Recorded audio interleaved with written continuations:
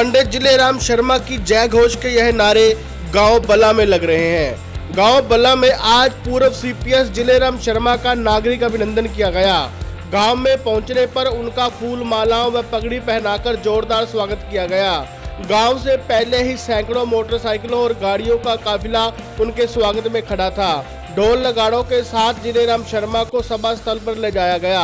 वहां पर पहुंचने पर जिलेराम शर्मा ने कहा कि उन्होंने कभी भी धर्म व जाति की राजनीति नहीं की है। उन्होंने अपने कार्यकाल के अंदर बिना भेदभाव के संपूर्ण इलाके का एक समान विकास करवाया है।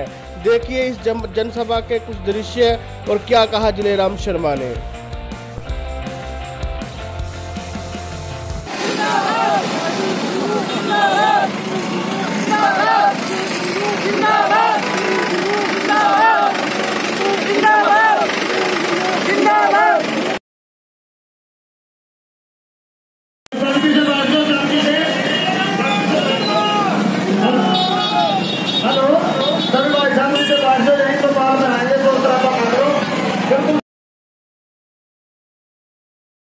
ज्यादा लंबी बातें कहूं तो वो ठीक नहीं। मैं एक ही बात कह सकता हूं कि जितने लगभग 86 गांव हैं, असम शहर है, कोई गांव ऐसा आपको नहीं मिलेगा, कोई शहर ऐसा नहीं मिलेगा जो ये ना कहता हो कि इतने काम हमारे गांव में कभी नहीं हुए। केवल एक गांव बड़ा बड़ा की बात नहीं, हर गांव की बात है ये। और हमारे समय में जब हमारी सरकार थी, बगैर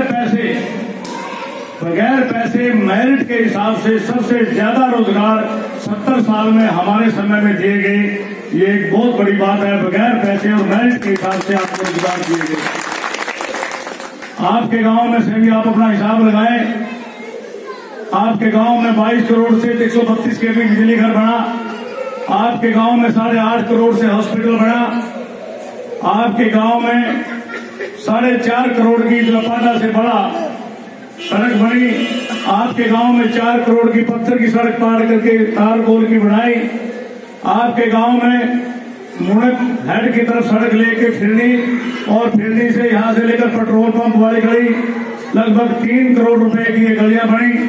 और इसी तरह से सारे गांव की धर्मशाला और हरिजन भाइयों के लिए, एससी के भाइयों के लिए, जो एससी में चाहे वो चमार है, चाहे वाल्मीकि है, चाहे धारक है, उनको 25-25 लाख रुपए के 2 बार हमने जो है पैकेज दिए। सबसे पहले उनकी गलियां बनवाई।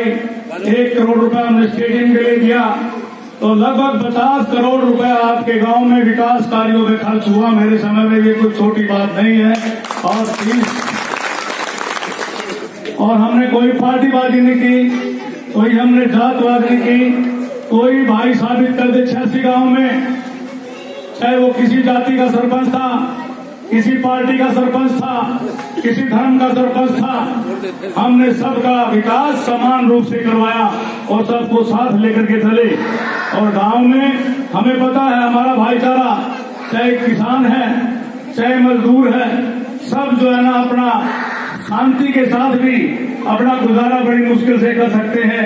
क्योंकि बड़ा मुश्किल है किसानों के लिए। कभी कोई प्रकृति का आपदा आ जाती है, भाव ठीक नहीं मिलते, कभी कुछ हो जाता है। तो हमने सबको ये समझाया, अपने वर्करों को भी, कि भाई थाने तहसील की राजनीति में मुझे मत मारो।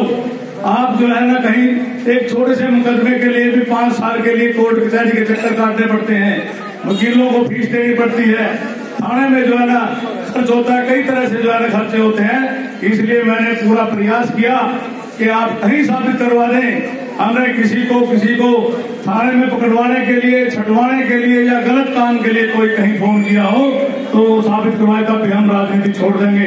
हमने 36 बिरादरी का भाईचारा बढ़ाया और आगे भी ये प्रण लेते हैं कि 36 भाई के बिरादरियों का सभी धर्मों को साथ लेकर के चलेंगे। आज मैं जैसे ये शुभ संकेत है कि 86 गांव में सबसे पहले, क्योंकि मैं डोर टू डोर जा रहा हूं, आपके गांव में लगभग 100 से ज्यादा चक्कर हारने के बाद मेरे आपके गांव में लग चुके हैं।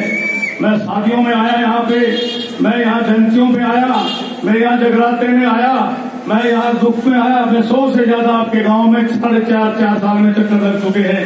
और हमारे 28 उम्मीदवार थे, चाहे जीतने वाला उम्मीदवार है चाहे हारने वाले उम्मीदवार थे, तो भाई सबसे ज्यादा दुख और सुख में आपका बेटा, आपका भाई, आपका साथी जिलेराम लगातार आपके बीच में है और लगातार रहेगा।